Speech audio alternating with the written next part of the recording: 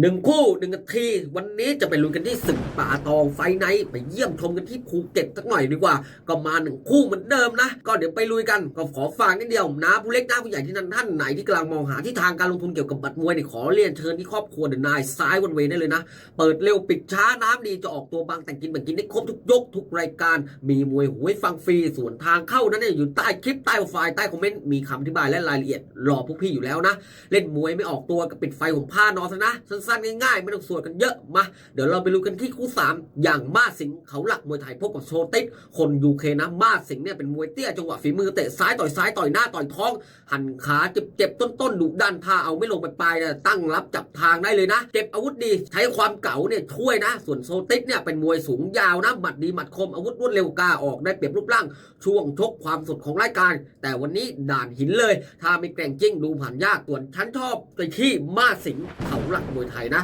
ก็ขอฝากที่ป่าตองไว้เพียงแค่นี้นะชอบกระจัดขัดกระสวนอยากรวยสวนอยากรวยก็ด้วยกันเนี่ยก็เข้ามาเพิ่มเติมเอานะที่ครอบครัวเดอะนายซ้ายวันเวทางเข้าฉันก็บอกแล้วนะที่บ้านเขียวอยู่ใต้คลิปใต้ไฟใต้คอมเมนต์มีคำอธิบายและรายละเอียดบอกไว้หมดแล้วนะมาเดี๋ยวไปเจอกันคลิปหน้าสำหรับวันนี้คลิปนี้ก็ขอตัวลาก่อนสวัสดีครับ